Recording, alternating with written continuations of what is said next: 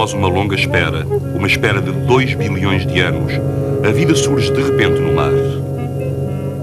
Medusas. Aranhas do mar. Depois os moluscos, protegidos por conchas, movimentando-se a jato. E há 500 milhões de anos, a amonite e o náutilo reinaram no mar muito antes dos vertebrados. Destes, só o náutilo sobreviveu até aos nossos dias. As colónias de corais acolheram uma grande variedade de animais marinhos. A natureza ofereceu deste modo abrigo às presas e alimento aos predadores. Durante milhões de anos, toda a vida se concentrou no mar. Com origem no oceano, a vegetação e os animais foram progressivamente invadindo a Terra. Nesta fantástica aventura da vida, o homem foi o último a nascer.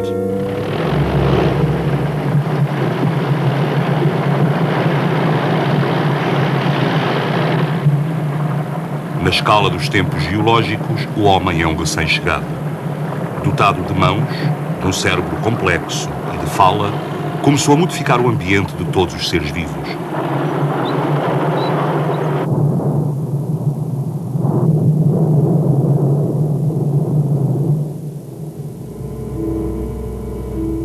Em todas as margens da Terra, a vida marinha está em perigo. Numerosos recifes de coral, que foram outrora o berço da vida, hoje não são mais do que cemitérios poeirentos.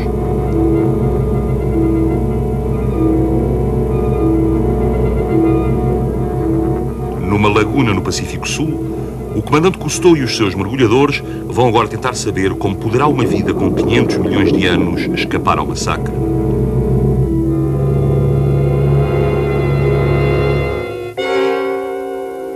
Neste local, noutros tempos um paraíso, a serpente marinha será talvez, dentro em pouco, a única sobrevivente.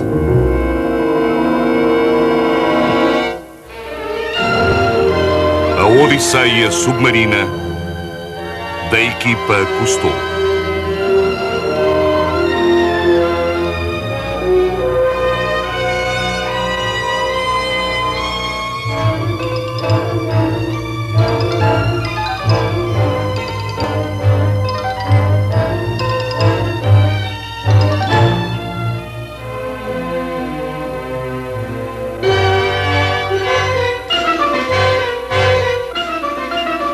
Dedicado aos jovens de hoje e de amanhã.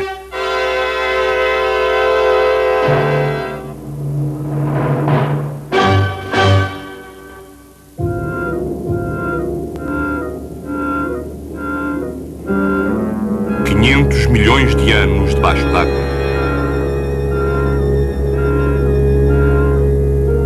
O mar de coral. Aqui, no Pacífico, a que Darwin chamou o mais velho dos oceanos, sobrevivem formas primitivas de vida aquática.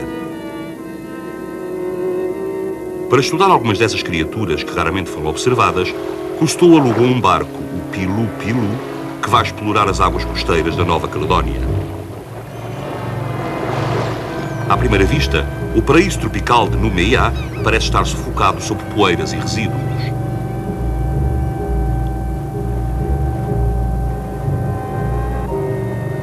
As orlas de coral, outrora submersas, foram empurradas para a superfície devido ao descarregamento de resíduos das minas de níquel a céu aberto e sucumbem ao sol.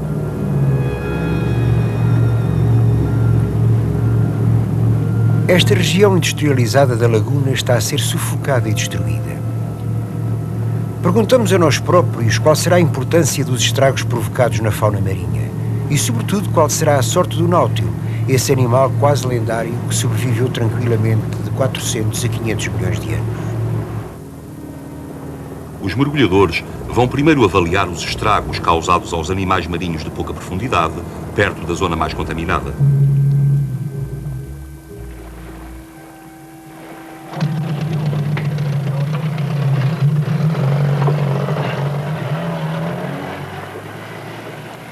Aqui, ao longo da praia, unem-se dois mundos, a terra e o mar. Estes baixios servem de refúgio aos animais escavadores da margem e são igualmente acessíveis àqueles que vêm do fundo da laguna para cavar o solo.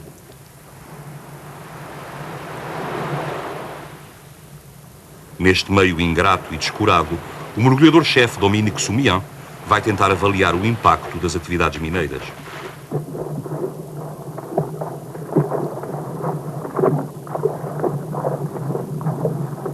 A água desta baía é transparente, mas no fundo do deserto parece não existir vida.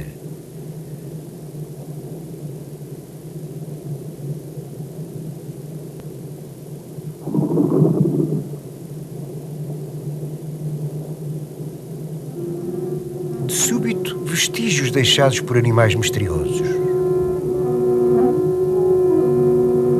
Mas onde se encontram esses animais?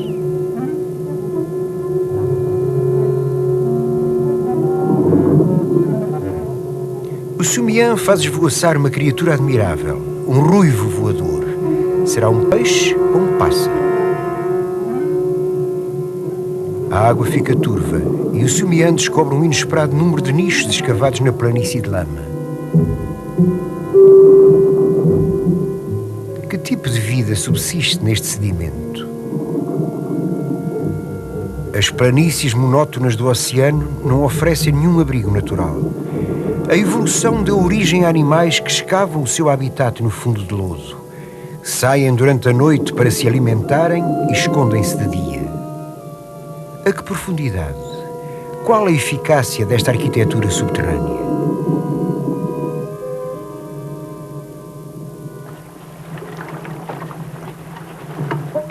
Na coberta do Pilu-Pilu, prepara-se um plástico de solidificação rápida que vai permitir determinar a densidade da população que se esconde no lodo. Este plástico vai ser despejado nos buracos para nos revelar a estrutura escondida dos abrigos.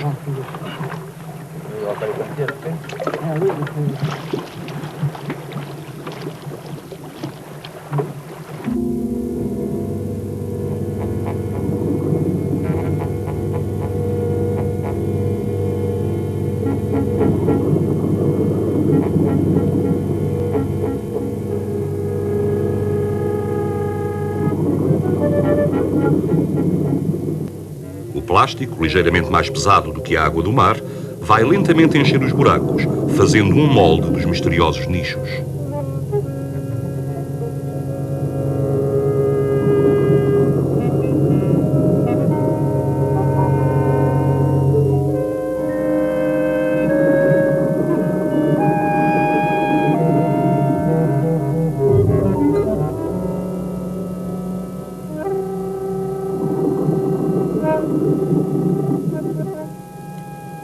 Em breve encontramos-nos como no meio de uma tempestade de neve, com flocos de plástico branco colados aos cabelos, à pele e aos fatos de mergulho.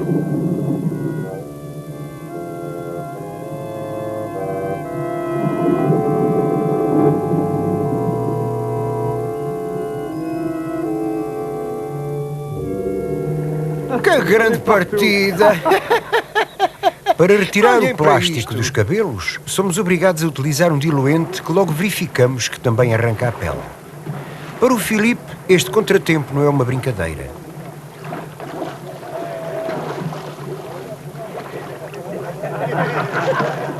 O Filipe não deixa de pensar no preço dos fatos de mergulho estragados e dos tubos respiradores entupidos.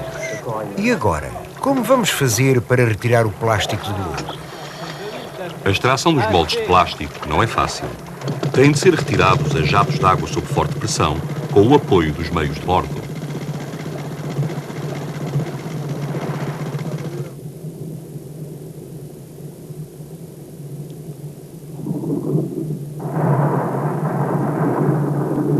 Este tipo de operação para retirar os moldes tem também como efeito espalhar os alimentos acumulados no solo e enriquecer a água em oxigênio.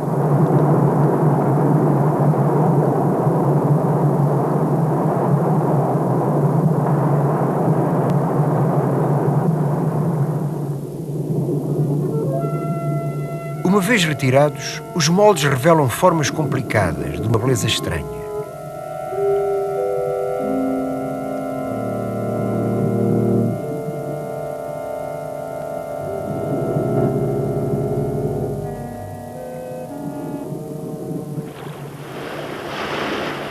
Um mergulhador entrega ao Filipe um molde de proporções surpreendentes que poderia ser exposto no Museu de Arte Moderna.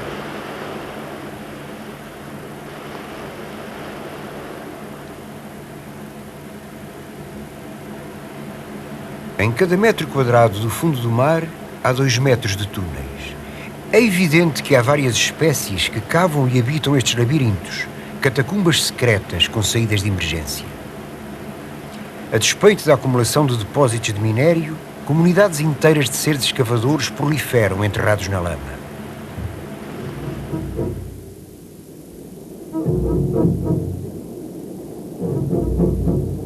É o molde de uma cidade.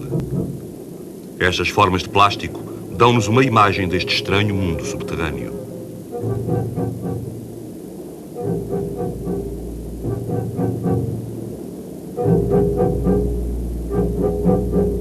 Vamos tentar descobrir quem são os habitantes deste fundo desolado e quem são os predadores cuja ameaça torna indispensável os buracos de observação e os corredores de saída nestas cidades secretas.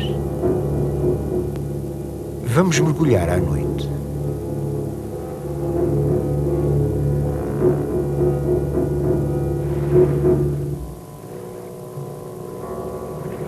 É o Philippe Cousteau quem se propõe observar e filmar estes animais noturnos. Mergulhar de noite nesta laguna não é muito perigoso.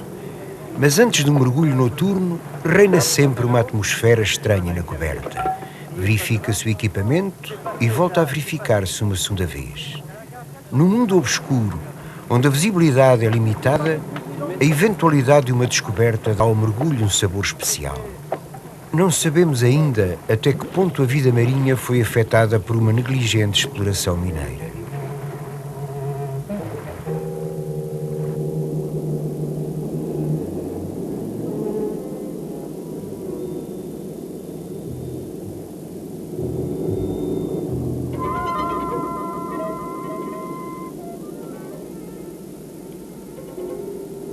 Uma raia vagueia sobre o fundo, afasta-se das luzes ondulando e desaparece nas trevas.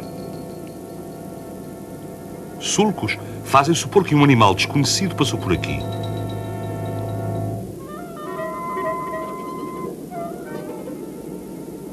A pista serpenteia por entre um pequeno grupo de salmonetes assentes na lama. Estes utilizam apêndices que parecem bigodes para procurar tatear e desenterrar as presas minúsculas.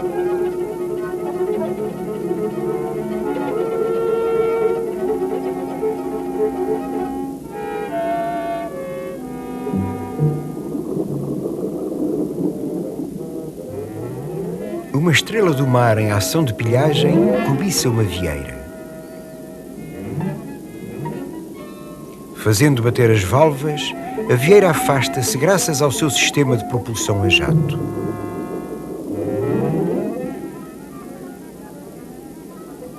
A evolução utilizou todas as artimanhas imagináveis para assegurar a continuidade da vida.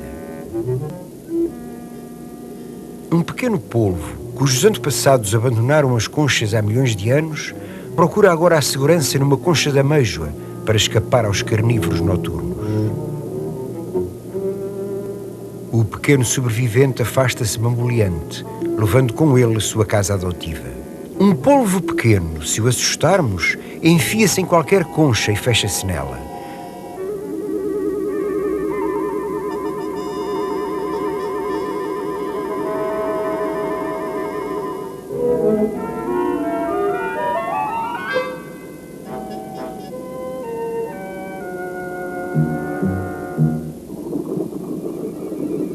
Do seu nicho, um pequeno crustáceo que se assemelha a um louva-a-Deus pressente o mergulhador e, temerário, não hesita em examiná-lo, chegando à conclusão de que o nosso mergulhador não é comestível.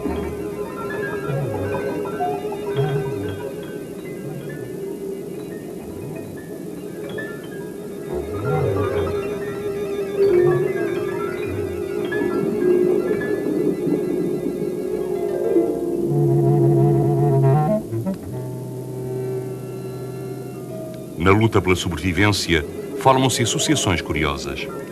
Neste buraco, um góbio, um pequeno peixe cuja visão é excelente, faz sentinela enquanto um camarão bulldozer, quase cego, constrói a casa comum.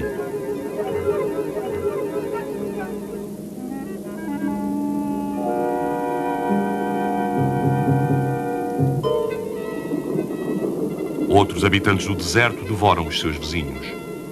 Um animal que se assemelha a uma planta leva um peixe à boca.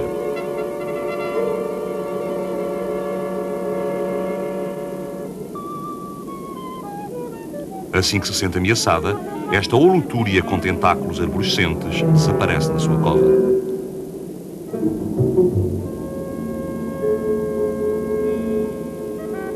Neste ambiente cada vez mais poluído, seres rastejantes notívagos surgem de repente como se levantassem das sepulturas e revistam o fundo a coberto da noite.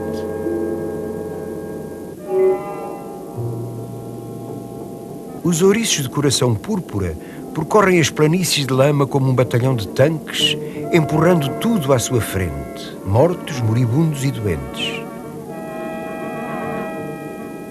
As toxinas concentram-se nos seus corpos e os ouriços irão transmiti-las a outras formas de vida mais aperfeiçoadas quando eles próprios forem devorados. Uma serpente marinha. Esta sobrevivente da poluição caça no interior dos buracos das cidades secretas. Os seres vulneráveis que aí habitam só conseguem sobreviver escondendo-se. A segurança não existe.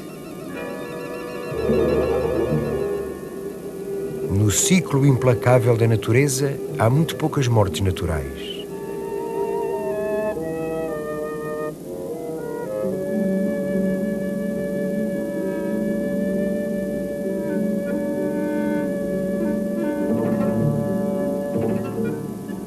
Mergulhador e serpente enfrentam-se num campo de batalha devastado. Gostaríamos de saber muito mais sobre esta serpente que veio da terra para o mar há muito tempo para atacar os minúsculos habitantes do fundo e que aparenta sentir-se bem neste mundo aquático envenenado pela poluição industrial.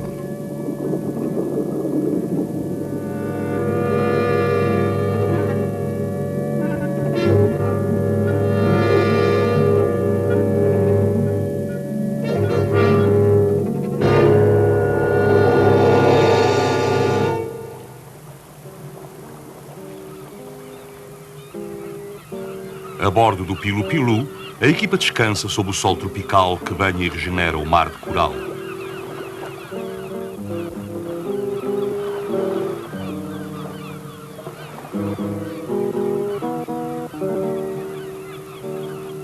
Os mergulhadores que vêm de tão longe são obrigados a mudar o ritmo da sua vida para mergulharem à noite, a única altura em que podem observar os animais desta laguna ameaçada no Pacífico Sul.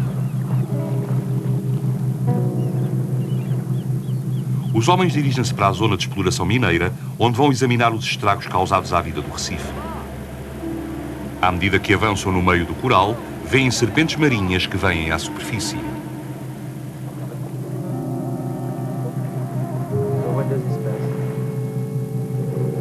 Poder-se-ia crer que, segundo a lenda, os répteis tivessem sido atraídos pelos sons da guitarra de Perrezelã, mas de facto elas vêm a respirar, visto terem de renovar as suas provisões de oxigênio. Os mergulhadores vão estudar pela primeira vez de noite os répteis encontrados nestas planícies de lodo, o que nunca foi feito anteriormente. As informações obtidas dos habitantes e pescadores locais sobre estas cobras do mar misturam os relatos com as lendas populares. Para recolher indicações mais precisas sobre o seu comportamento, a equipa utiliza pela primeira vez uma câmara submarina equipada com zoom.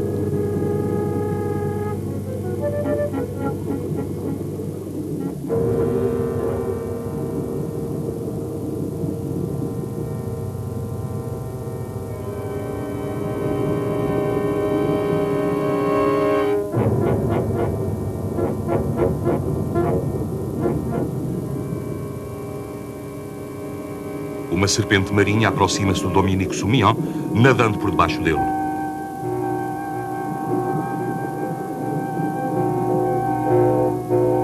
Caça pequenas presas, procurando alimento com a sua língua bifurcada.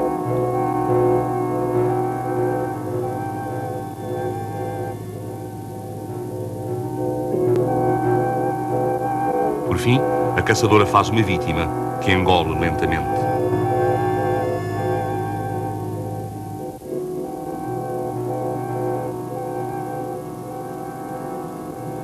O Soumillon, equipado com o respirador de circuito fechado, segue a serpente no momento em que esta vem à superfície para encher o seu único pulmão.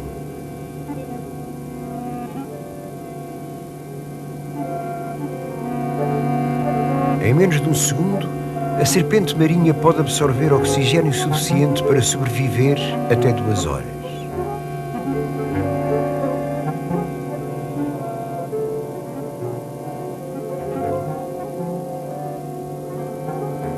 A serpente continua à procura de alimento, impulsionada pela cauda achatada em forma de remo. O seu corpo inchado em certas partes indica que a caça foi boa. Senhora do Recife, a serpente é habitualmente um caçador solitário, mas agora uma fêmea junta-se ao macho.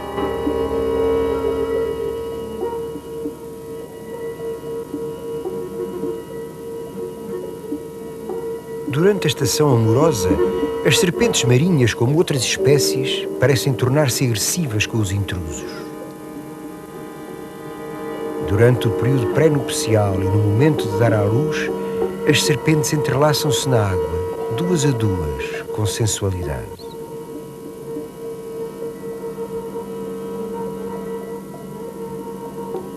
Abundam as lendas sobre serpentes.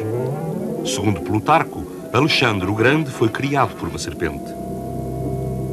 O comandante Cousteau vai procurar informações mais dignas de confiança, interrogando o Dr. Bruce Olmsted, um especialista em toxicologia. Uma equipa do Calypso, diz Cousteau, explora a laguna à volta da Nova Caledónia e encontrou uma grande variedade de serpentes venenosas.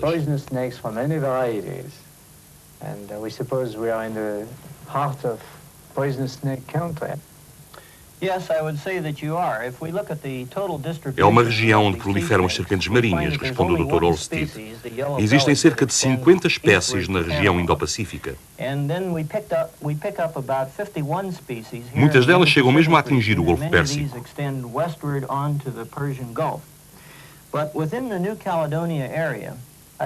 Na região da Nova Caledónia, penso que temos de 30 a 40 espécies.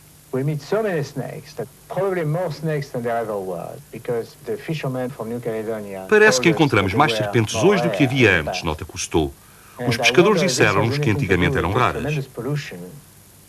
Não estará isto ligado à poluição causada pela industrialização da ilha? Os animais marinhos na laguna são asfixiados pelos depósitos de toxinas, mas as serpentes têm de vir respirar à superfície, pois têm um pulmão em vez de guelras. Pergunto se elas, por isso, não resistiram melhor.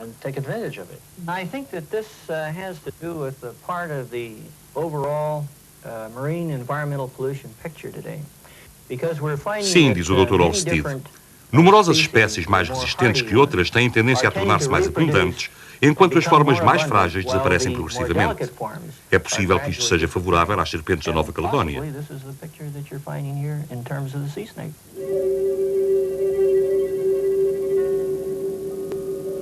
Os relatos de habitantes da ilha sobre as serpentes marinhas induziram em erro os mergulhadores e os operadores da equipa, que se preparam agora para capturar e classificar as diferentes espécies que aqui vivem.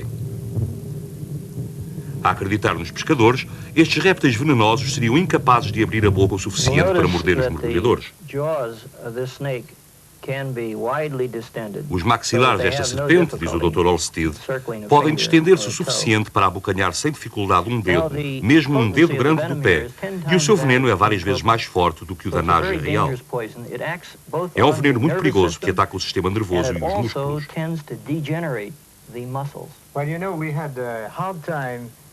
Sabe, responde Cousteau, que tivemos imensa dificuldade em conseguir obter a verdade, de tal maneira os habitantes da ilha são supersticiosos? Sim, replica Olmsted. Se uma mulher grávida tem a infelicidade de falar em serpentes, acredita que será mordida por uma e que morrerá por isso. Se um pescador fala nelas, imagina que as serpentes o vão atacar e matar.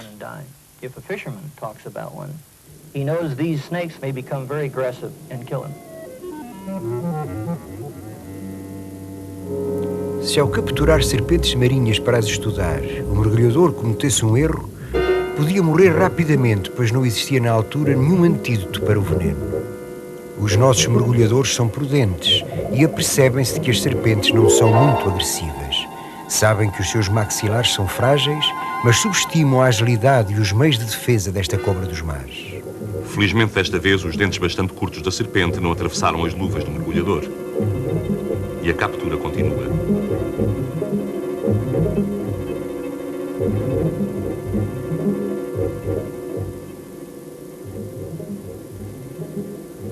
Esta serpente pode reter o veneno. É uma faculdade particular da serpente marinha que lhe permite conservar o veneno mortal para um combate decisivo.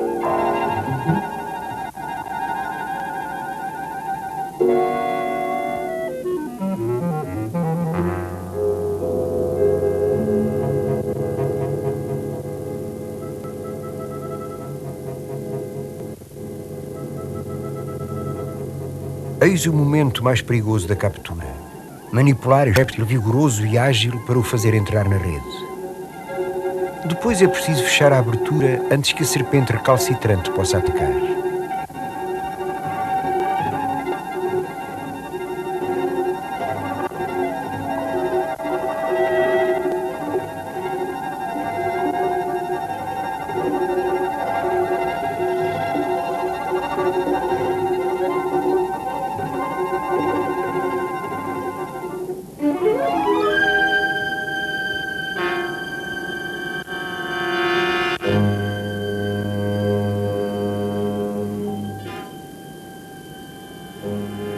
Esta está tão resolvida a escapar-se que deve ter boas razões para isso.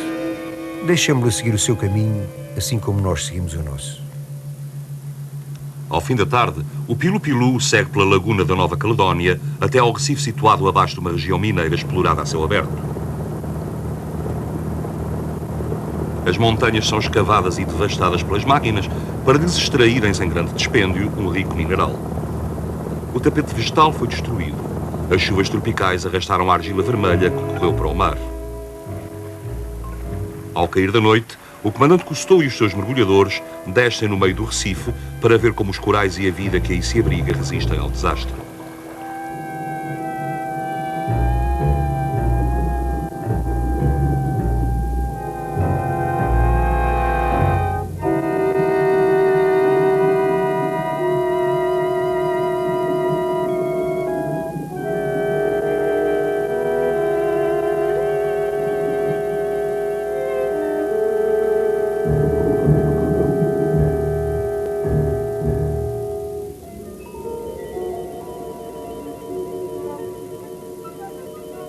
Na obscuridade da água surgem formas cintilantes.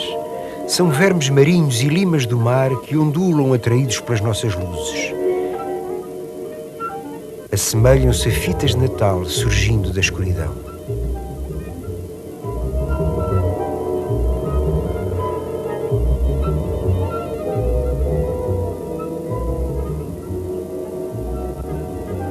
É a surpresa do começo do nosso mergulho. O festival psicadélico fascinante. Que iremos nós descobrir no fundo?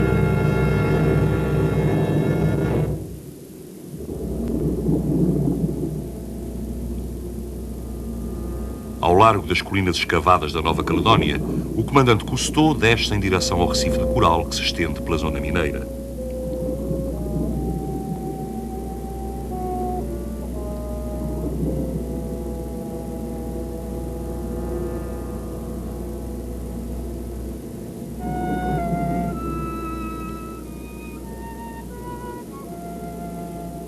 O que é para uns uma lixeira, é para outros a sua morada. Eis cadáveres de esponjas, de algas e de corais.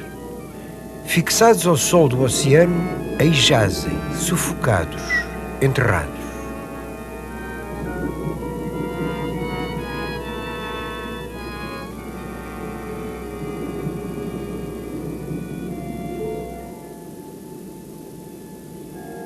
Depósitos minerais cobrem o fundo. São tóxicos, mesmo para a holotúria, escavadora deste cemitério, que, no entanto, parece indestrutível.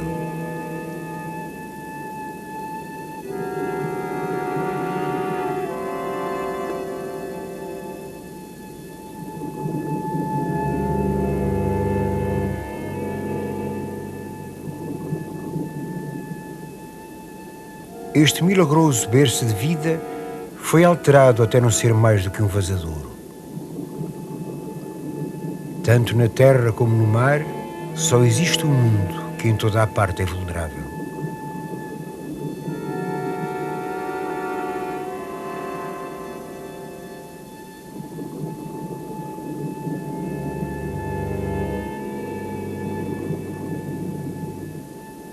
O mergulho continua em águas mais profundas.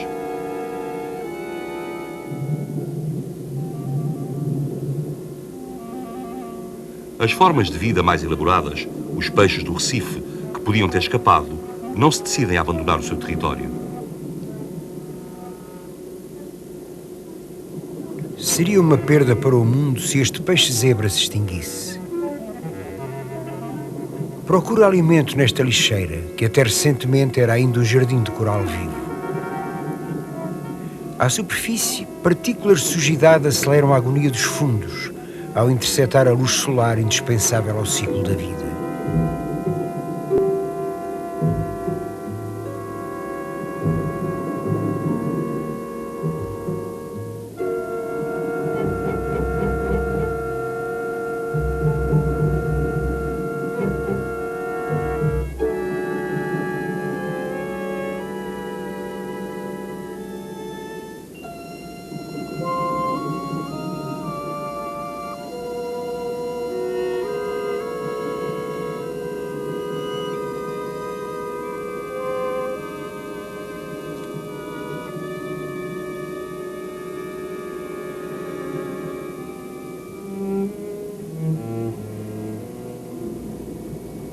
Ao longo das eras, no seu esforço para viver, as criaturas desenvolveram meios de defesa notáveis.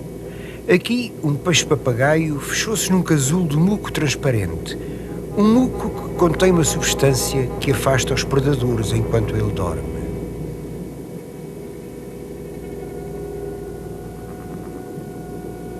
Com os seus potentes maxilares, o peixe-papagaio trinca o coral vivo.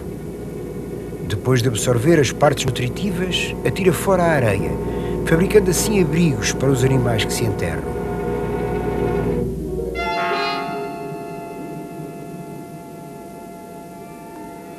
Mas quando já não houver coral, para onde irá o peixe-papagaio?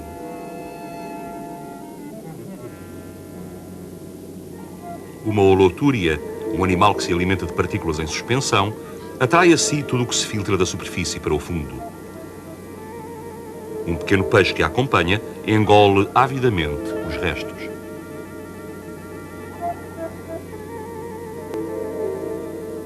Este habitante dos fundos de areia coralífera, que recolhe com os seus tentáculos os detritos e o alimento ao mesmo tempo, pode desaparecer do mar. Por todo o mundo, as alterações provocadas pelo homem contribuem em grande parte para arruinar a vida marinha.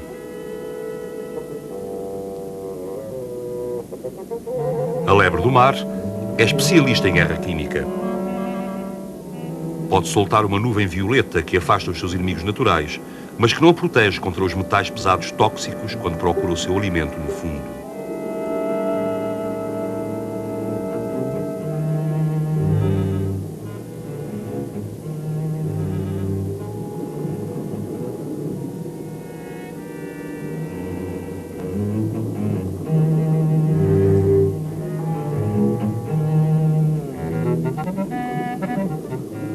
Encontramos um velho amigo, um polvo.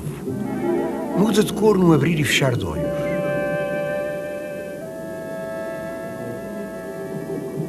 Mas por quanto tempo poderá sobreviver aqui este mestre da camuflagem?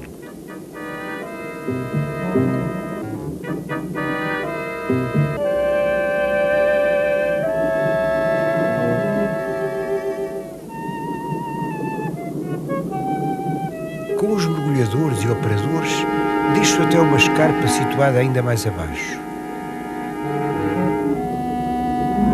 Aí vamos encontrar o que nunca imaginamos. Na fronteira de dois mundos, o nosso e o das profundezas abissais, um náutilo solitário subiu para se alimentar. Nem queremos acreditar. Eis à nossa frente o objetivo inicial das nossas pesquisas. O sobrevivente ocasional de centenas de milhões de anos de mar. Intimidado pela luz, afasta-se de nós e dirige-se, balançando como o pêndulo de um relógio, em direção ao seu refúgio profundo. Estudado sobretudo com base na sua concha ou como fóssil, eis enfim no seu meio natural o animal vivo. Um fóssil vivo. Marcamos encontro com ele. Numa das ilhas coralíferas da Nova Caledónia, O comandante Cousteau procura conchas de náutilo, acompanhado pela doutora Anna Bieder, uma grande especialista neste assunto.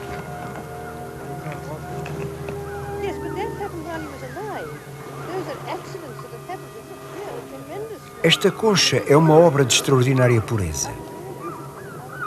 Ao crescer, o náutilo vivo desalojou-se de câmara em câmara e construiu esta espiral logarítmica perfeita, resultado de milhões de anos de aperfeiçoamentos técnicos. A expedição volta ao exterior do Recife. A concha encontrada na praia provém sem dúvida destes grandes fundos e veio à deriva até aqui.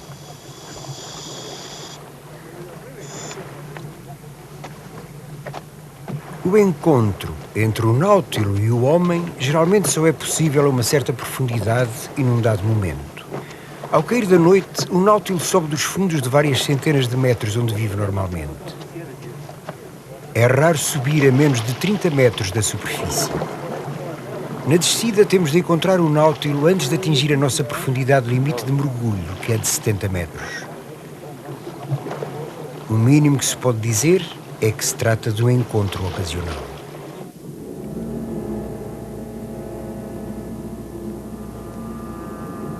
O comandante Cousteau dirige o mergulho para lá da primeira escarpa. Aqui, no limite do mar alto, as águas parecem quase ter escapado à poluição.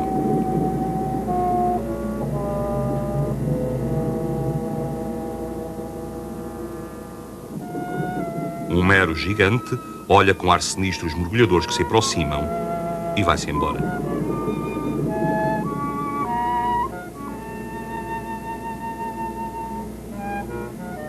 A descida continua até que, saído das trevas, aparece um náutilo.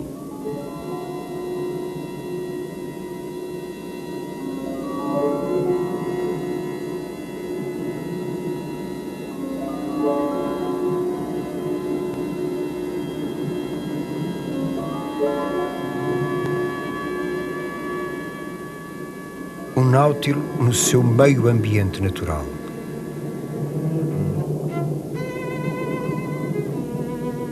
Fascinado, observa o ritmo das pulsações do seu jato d'água. Há 400 ou 500 milhões de anos, permanece igual a si próprio, enquanto tantas outras espécies à sua volta evoluíram.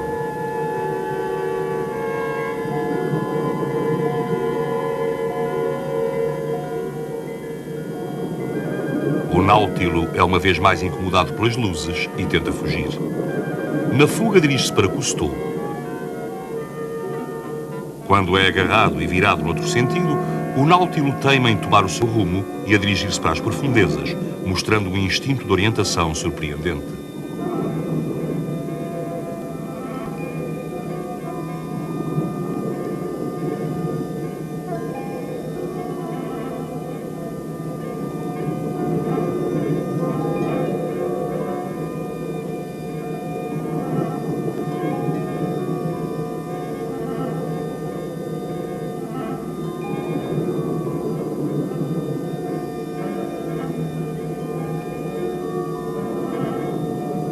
Como o polvo, o náutilo desloca-se a jato graças a contrações do seu sifão respiratório.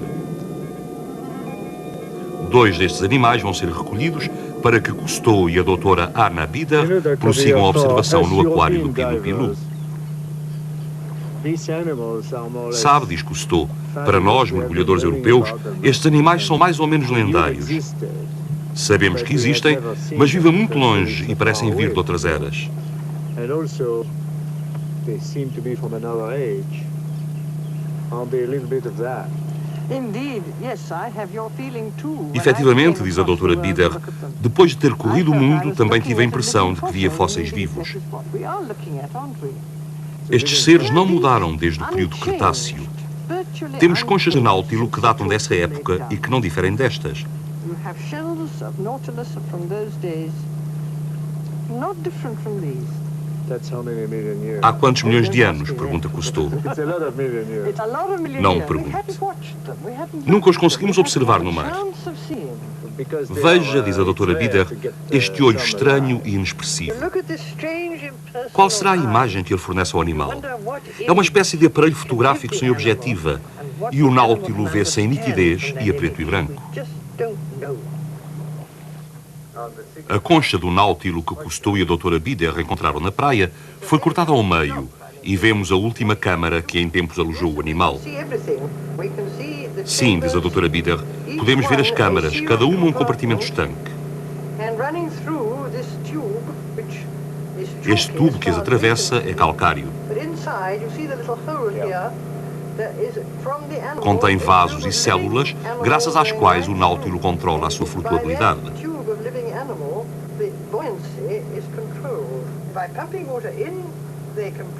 Absorvendo o líquido, torna-se mais pesado.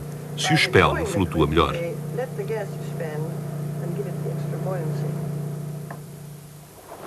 Assim que cai a noite no Recife exterior, um novo equipamento é verificado para um mergulho consagrado à busca do náutilo.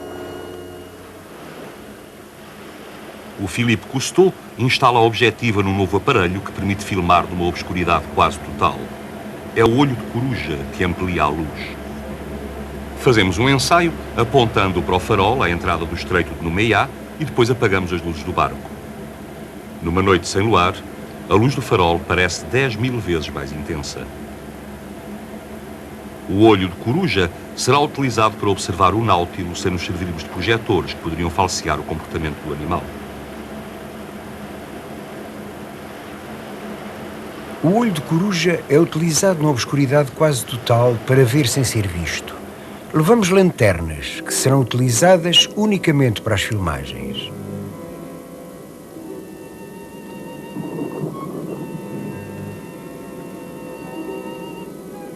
Surpreendemos uma grande lagosta vagueando sobre o Recife, à procura de alimento. A lagosta dá-nos sorte. Quando a seguimos com as nossas lanternas, descobrimos de repente não um, mas 2 náutilos.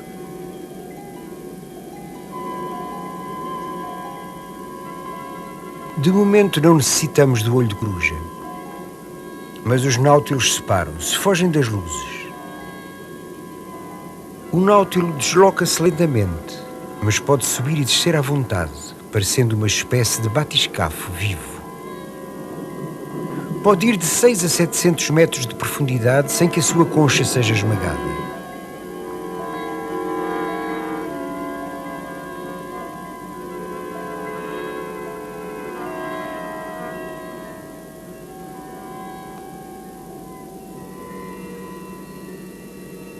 Observo agora o náutilo no ecrã do olho de coruja. Assim que a luz direta se apaga, o animal nada normalmente a um ritmo regular. A viseira por cima dos olhos evoca um capacete de Minerva.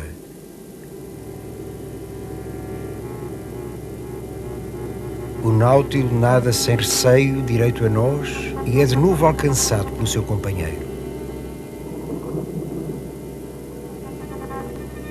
Descobrimos um outro náutilo prestes a fugir com um peixe. Graças a centros nervosos independentes, os 90 tentáculos desprovidos de ventosas que lhe rodeiam a boca agem por grupos especializados. Uns, os exteriores, fornecem ao animal indicações sobre o mundo que o rodeia. O grupo do meio procura as presas e depois agarra-as.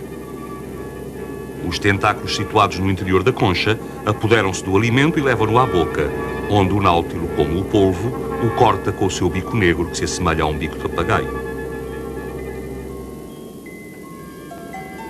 Encontramos os nossos 2 náutilos enlaçados, a casal. É um ato nunca antes observado na natureza, pois tem lugar nas trevas do fundo. Esta cena patética mostra o que está ameaçado. Corações que batem há 400 ou 500 milhões de anos.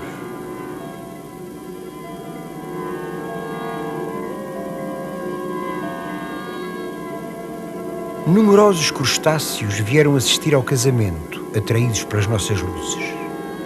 O casamento do náutilo é uma promessa de vida. Mas não há fronteiras para os poluentes transportados pelas correntes através dos oceanos do mundo.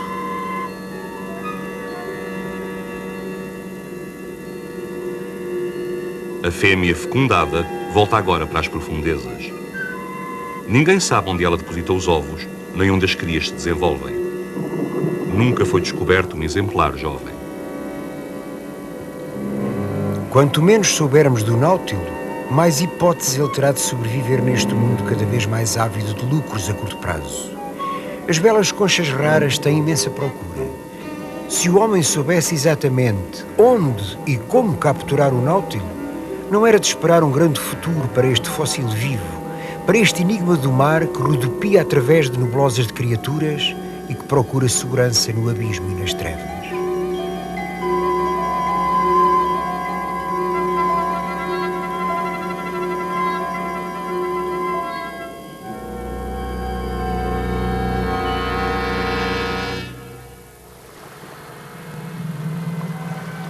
Sobre o espelho calmo do mar de coral, a 140 quilómetros dos fundos saqueados pela avidez dos homens, o Filipe Cousteau levanta voo para um reconhecimento aéreo.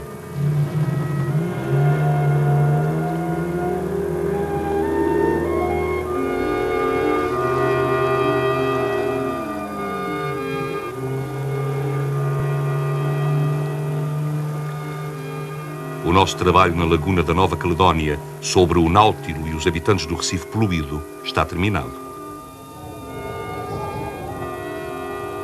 Aqui é um alívio ver os corais intactos na pureza das águas claras.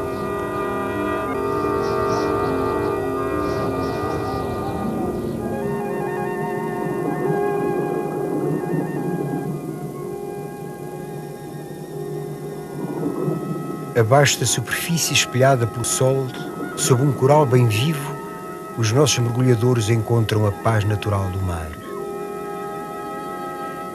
A ciência dispõe de todos os meios para salvaguardar a pureza das águas do mundo inteiro. Todos nós sabemos hoje que o destino dos nossos oceanos alterados não depende senão do homem. E é nos oceanos que se joga a sorte do homem e de todas as criaturas vivas.